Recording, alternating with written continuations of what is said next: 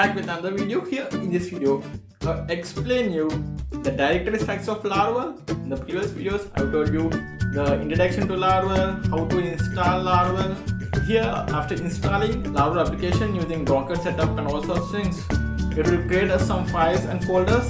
Today, in this video, I'll go through all the files and folders which Laravel creates for us. So let's get started. So I'm in my, I opened this example app which we have created earlier in this PHP Storm. I'm using this IDE. You are free to use any IDE. You can also use text editors like Sublime Text or whatever you prefer. So with that said, when you open this application, you'll find this directory structure where you have a bunch of folders and files which each of them serves for different purposes. So let me go through all these files and folders and we'll see which one of them we use the most and which one of them we use rarely, and some files we don't even touch them, and some files you only touch at the initial setting up a project for the first time, and then later we won't touch. Let me go through all of those now. So first, if you open this, there is a folder called app. So as I said, we use some folders very frequently, and this is one of them. And if you further open it, you have different folders in here again. So in these folders, we use this HTTP more often. So it has controllers and middleware directories. So in this here, if you open this controllers, you will get all the controllers for this application. So you see, as I said, Laravel is an MVC framework, model views controller. So hope you understand what is an MVC. There is a model view controller relationship. So in that, the controller things, all that related things are written in this controllers folder. Again, this is just a convention. You can customize the Laravel framework as you want. By default, if you are not customizing and using this this framework, this structure Laravel given, this structure which has given by Laravel, then you can use this controllers folders to create controllers. So this is one controller. This is the default controller. I have not created any controllers, so I cannot see anything here. So this is the default controller which Laravel provides.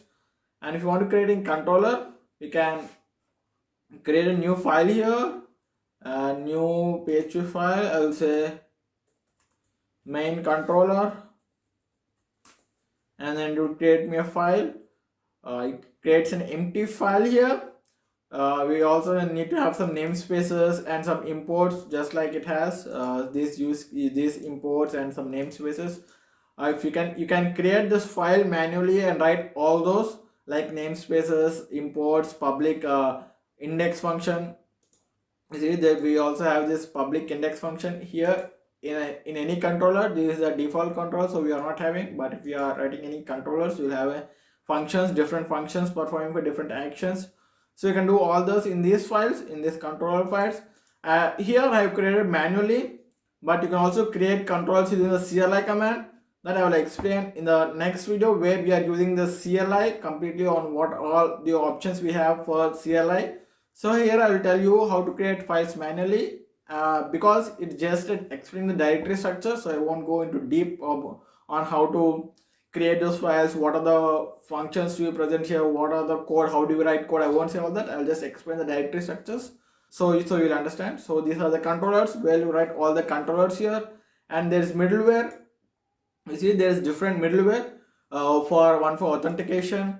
When you use authentication, you can set some rules, like if the person is not authenticated, send this to this user. If the person is authenticated, send this to that user. You can do all sorts of things. By default, it sends to root, login root. So that's the basic gist of this authentication, what we can do. So there are different middlewares which we can use to secure our application. You can also write custom middlewares here. These are all the default middlewares provided by Laravel. This middleware is used to check the CSRF token which we use in our applications. This is about middlewares. And this is kernel.php. This here, if you create any middleware here, you have to specify them here. If you see, there are some middlewares here. You can see this is for middleware groups. So these are also related to middlewares. If you create any middlewares, you can define them here in this kernel. So this is about this HTTP folder, and here there are models. This user.php, this is the default table given by us when Laravel application is created. If you open this user.php, you'll have this fillables, hidden variables, and all sorts of things. These are called models. Models are nothing but the database tables, representation of database tables. As I said, Laravel uses eloquent ORM. For that, ORM means for that objects to create, we'll create some classes here, which extends this authenticable, or which extends a model for some other models. So we'll define a class here for each table and we'll place them here. If you notice, this is in Laravel 8, but in previous Laravel versions, like from in Laravel 7 and earlier, you don't see this models folder here in this app directory. There will be app directory and there will be directly users.php file here. Instead of placing that in this models folder, it will be directly in this app folder itself in previous Laravel versions. So from Laravel 8, there is this change. It is in this models user.php, or if you create any other table, if you create admins, you will have admin.php. If you create what are members, you'll have member.php file. And there is a convention here. You see the file name starts with capital letter, that is user.php. So if the file name starts like this, and if you have a table in the database called users, which start with small u, small letter u, and users, then you need to define a table name here. If you see, there is no table name here. There is just this class name user, and the class name is file name is user.php. That's it. We are not defining any table name. So if you define a class like this, it will search in the database for users table. So if the users table is found, it will directly link to that. So if you don't want to match this naming convention and such things, you can create a different name here. You can create members, and if you create these members, if you create this member.php in these models, and you have a table called users, then you have to specify the table name here in this your model file. You have to specify table name, and my table name is members. Then this user model will link to that members table. Otherwise it will link based upon the file name here. If it's user.php in the database, it will search for users.php. So keep that in mind. That is for models. And these exceptions, as the name says, it's used to handle all the exceptions, like by default 404 exceptions and forbidden exceptions. All such errors are handled using these exceptions. We barely touch this folder, and this is console. As I said, we can run so many commands in Laravel console. So to run that commands, we utilize this folder, console folder, and kernel.php. If you see, in Laravel, if you run PHP artisan serve, the Laravel project runs. If you run PHP artisan make controller space and give a controller name, it will create a controller in the command line. If you run these commands, if you want to run all these command line commands, then you will make use of this file here, this folder here. That's about console folder. And providers, as you see, if you want to use any external third-party applications and it has some providers, you can register them here. This is empty because it's a default application. So this is all about all the service providers. If you are running any events, you can, if you see, there is a default send email verification notification, send email verification notification email. So it will trigger an event when something has happened. It will trigger an event to send an email, and that type of things, that type of services we can write here. If there's any provider which does some other external things, we can keep that here. That's about these providers photos. Mostly we won't even touch this. We rarely touch this. But the most important thing in this app folder is this HTTP controllers and models. Sometimes you will use this middleware. So, and sometimes you'll use this providers. And if you want to run any console commands, you'll use this and exceptions. So this is about app, and this bootstrap folder is just for initializing the application. As the name says, bootstrap, it just bootstraps the project for us. So there will be app.php file. This is just default thing. Mostly you won't touch this file unless you want to completely customize the framework, because it is the default starter file for the application. So when the application initially run, it will search for this bootstrap app.php file. So this will be all the basic things required to run a Laravel application here in this file. And then you see, as the name suggests, config. Here you will see different files for each things. You see with Laravel, it's a very user understand. It has naming conventions which are very understandable by the user. User understandable naming conventions. You see config folder, and you have all the configs for it. So this app.php means all the configurations required for the application, basic application. It says the application name, the application host, the time zone, the local which you are in, whether you want to use English language or different language, and all such things you want to give what encryption key you want to use. All such things related to the app will be stored here. Similarly, in the auth.php, all the things related to authentication will store here. You see the different authentications for web and API. If you want to do any other authentications, you will place that authentications here. And there is a file for broadcasting. So when you are trying to send any push notifications, that is broadcast messages, you'll make use of this file here. And there is chords. You see, when you are integrating a Laravel application with any other application, different domains, like cross generally says cross origin resource sharing. So when consider this case where you are developing a front-end application with Angular or Vue, and the data is coming from this Laravel API. So you need to interact that Vue application with this Laravel API. So both will when both are on different domains, then there will be some CORS error. To fix this, you can do some configurations here. That's about this CORS configuration. And there are configurations for anything. You can just read by the name database.php. There will be database configurations. Initially, we'll have different database configurations: MySQL, SQLite, MySQL, PostgreSQL. You can define whatever you want to use, and you just need to set the default here. If you set MySQL, it will search for MySQL connection string, and this is self-explanatory. This database name, port name, username, and all sorts of things. And all these files are also similar. You will understand reading the name mail.php. It will have the settings related to mail, configurations related to mail, sessions, services, and views. So this is about config. All the configurations reside in this config folder. And there is database. As the name suggests, you see here we have a model in this app model HTTP models. You have user.php, and these database tables can be created using this folder migrations. If you open this, you will see this migrations file, users.table. You can create users table like this, create users, and these are all the fields which you want in the users. And if you want to create any other tables for your application, you can use these migrations. And these seeders and factories are used to generate some fake data to these tables. So consider this case where you want to test your application with 100 users, 200 users, but you are in the development, you don't have those users. So you can create those dummy users, or you can use these seeders. You can create this one seeder function.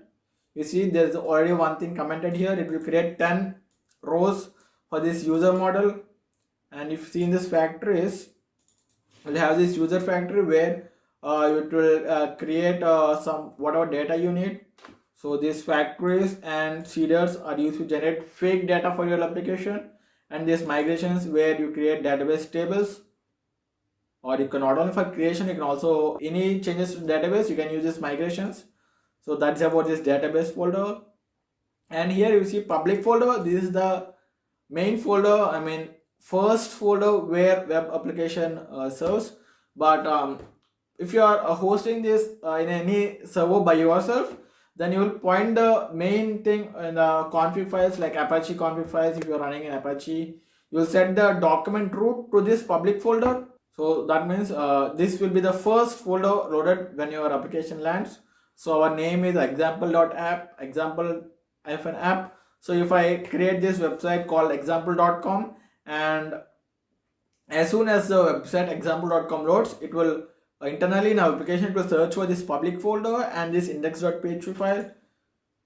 This is basically nothing but the static file. You might not change this unless you change the directory structure a bit.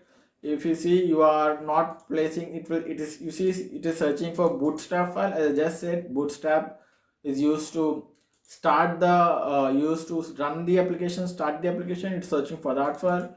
If you place this folder somewhere else, then you might change this folder path. And is also similar, and there is also called autoload, vendor autoload. So as we are using Composer in Laravel, as Laravel is a modern framework and we are using Composer to install packages, all the Composer installed packages will store in this vendor folder. And there is one more file in this public folder, robots.txt. This is for SEO purposes. We are using in development phase, or to be particular, this is in my system itself, local system, local machine. So then you don't need to worry about SEO and all such things. So this is related to the SEO when you are when you don't want to index some pages, like you have some login page, you don't want to index login page, you can set some rules here. Basically it's setting everything to disallow, so this won't be searchable by search engines. So this is how you set this robot.txt file. And there is favicon, that is the icon of your website, which appears on the tab if you open your website in the browser. On the top tab, there is a right left to the left of this, there will be icon, small icon, that is the favicon. And there is htaccess. This is also basic general rules. Mostly you don't need to change the htags given by Laravel by default. Again said, unless you want to do anything related to the htaccess. In htaccess we can do redirects, you can do some SEO related things, you can set some catchy expiry headers and all such things you can do. But by default, we considering the development purposes, mostly you won't be able to do anything on this. But if the default htaccess will work for most cases. And there is web.config file. This is also similar to htaccess. I'm not actually a server related, I don't host the projects, I'm not like DevOps or into administration section. Basically what I feel like is this web.config file is used for some IIS servers. When you host this in IIS, IIS is Windows related server, then you will use this web.config file. And when you host in other servers like Linux servers, you will use this htaccess file. As far as I know, I'm not sure, I am a developer, not related to, not competing into that administration or DevOps thing, administration or deployment or DevOps thing. So if I'm wrong, just ignore. And then you'll see this resources folder here, and then you'll see this resources folder here. You have all the static files like CSS files, JS files, and all the view files like HTML, model, view, controller, all in that. The view things, the HTMLs we write, the presentation, what we show to the user, the design, and all that things will reside in this resources folder. So here you will see CSS, JS, views. In views you'll have welcome.blade.php. This is, you see, you are able to see some HTMLs and some these things, curly braces, interpolations and all such things. This is where you write your HTMLs. And Laravel by default uses blade.php, blade templating language that extends with welcome.blade.php. And you don't need to use this blade.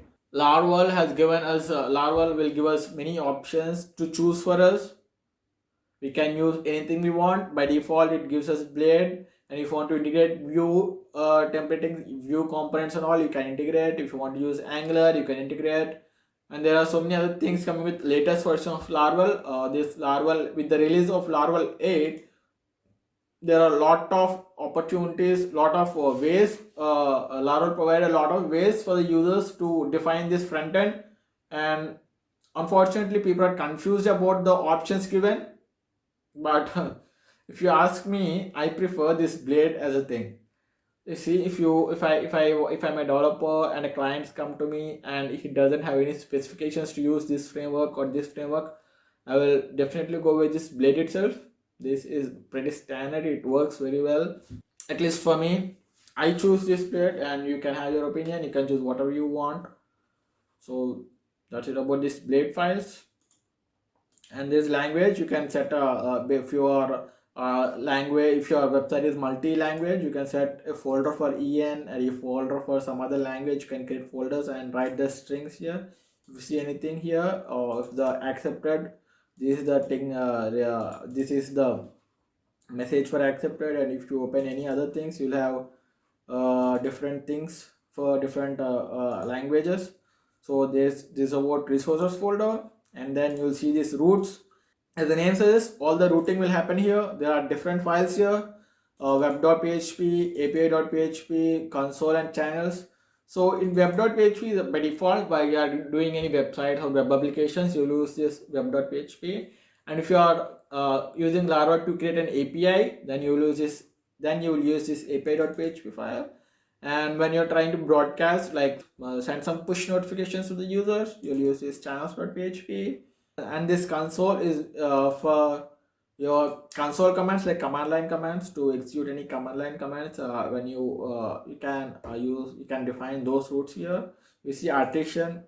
This is the this is a tool or something we can call where we can run different command line commands. If you see PHP artisan serves the project. PHP artisan make colon controller creates a new controller. PHP artisan cache clear will clear the cache for us. It will do so many things. All these commands which I said will run in the console, and if we run them, it will gives us the required things for us. So for that things, you can set up this in this using this artisan. This is storage.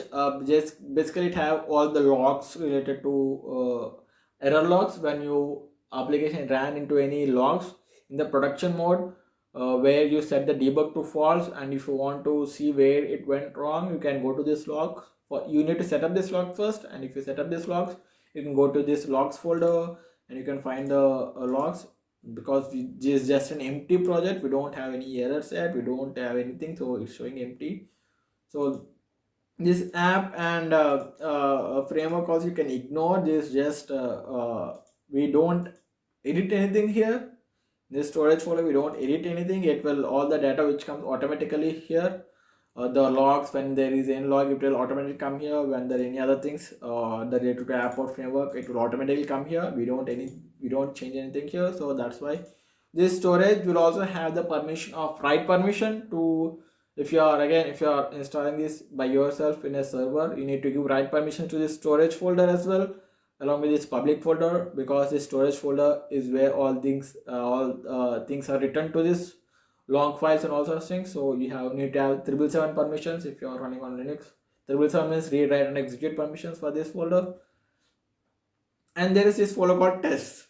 You know what do you mean by tests. So if you want to write any tests, you can use this folder. Unit tests feature, which I rarely use. Of course, depending upon the requirements. The only thing I can say is you can use this folder for writing test cases, unit tests, and whatever test cases you want to write, you can write this here. And this is vendor. As I said, Laravel is a modern framework and uses Composer to manage its dependencies. So whenever you run anything using Composer, most of the things will be stored in this vendor folder. So this is about vendor. So this is about this vendor folder. All the dependencies your application needs will be stored here. And this editor.config is related to this my IDE. It's not related to the Laravel project. I'm using PHP Storm. It will create some files for me. So that is this. And this env file is the environment files where you have where you can store all the sensitive information.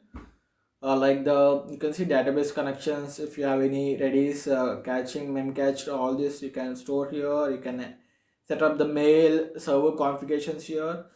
This file generates only when you create a Laravel application in your local machine. When you commit this code or share this code in some version control systems, this file will be ignored, because that will be in gitignore. Not only this, there will be some other files in gitignore. Let me share them. The vendor will also be in gitignore. If you open any gitignore file, you will see all the files which are hidden. That means when you commit the project, you won't be able to see all this. These are particular to your own system. So whenever you create a new Laravel project, it will create us this .env file, and when you commit, you won't create. For that reason, you'll have this example env.example. You can rename this, or you can use somewhere in this config files and call those config variables. That's up to your wish. So this is about this env example, and this is backup files. These all four are related to the same. All four are related to the same thing. So this won't be committed and this will be committed, so that you can change the name and use that. These are related to Git. These are Git attributes and this is Git ignore. This file, I never seen it, or maybe we might not touch this file. It says index.php, server.php, which we use for the starting of the application. It might be something related to that. And you see artisan, as I said, any command you run, it has PHP artisan. So PHP artisan, catchy clear, PHP artisan, for anything you need is artisan. So that will be defined here. All those things related to that will be presented here. Then it won't happen that you will change this file. Then comes this composer.json. As I said, we'll use composer as a dependency manager in this Laravel project. So all the packages will be here. This, when you run, when you want to install any package using CLI, it will be added here automatically, or you can add package here and then run composer update so that the package will be installed. Either way you can do that. So this is related to composer. This composer.log also similar to that, also related to this composer and installing packages. And there is a docker compose.yml. As I said in the initial, we are using this docker to run the project. This is also new to Laravel 8. For in previous versions, there's no such thing in this Laravel official documentation of using this docker, setting up this Windows Linux, setting up this Linux in this Windows, and all things, and all sorts of things are not there in Laravel 7. And earlier from Laravel 8 they started this. The author of this application, Taylor, has some frequently make some great changes, like when the front-end frameworks are progressing in Laravel 5.3 onwards. I think he made this Vue as a default front-end framework. Now there is no Vue here. It gave options for users to change whatever they want. You can use Vue, you can use Angular, you can stick with basic Blade. And there are also so many other options for front end, like you can use Tailwind CSS as your front end thing. So front end CSS things you can use. There's so many things, Laravel 45, Jetstream. There are so many options with but there's good. These are all good things, but the bad thing is people are getting confused on what to use. For all them, I'll say just stick with Blade as long as it works. So this package.json, as I said, if you want to use any other external JavaScript frameworks, if you want to use npm things, you can npm package node things. So if you run this npm install, just like composer install, you'll see a big folder called node modules, just like vendor, where we have all the composer related things when composer install is run. So when npm install is run, all you created it will create a node modules folder, and all things will be installed which you have set up here. By default there used to be Vue here, as I said. So it in earlier versions, so now the authors of Laravel gave us an option to choose whatever we want. So there's nothing here. And this is PHP unit. This is mostly related to test cases. And this readme file, this is, you can understand, this just tells about Laravel. This is self-explanatory. If you are running a separate project, you can completely delete this and write instructions for your project. By default it gives about Laravel framework. And this is server.php. This is also only to this development things. When you are into production, you won't use this file. This server.php file is used to run the project when you are running using CLI. Like if you run PHP artisan server, PHP artisan serve, it will run your it will create a local server in your machine, and you can run the project. For that things is server.php used, but you won't see this in production server, production sites. So this webpack.mix.js, if you see, consider you are having an application and you are having different pages, and you write different CSS. Some parts need some JS, or some CSS needs specific to the particular page.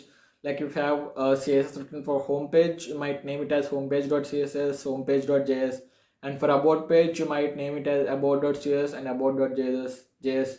Similarly, you might have different pages, and you might have written different styles and scripts for different pages.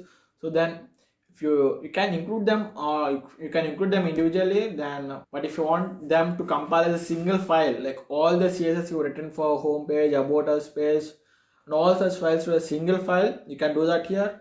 You can see here resources, CSS, app.css. So what will happen is all the CSS you write in here will be compiled into a single file. Actually, this is also a single file, but you can write multiple files. You can mix multiple files into a single file that will be hosted in public CSS, app.css.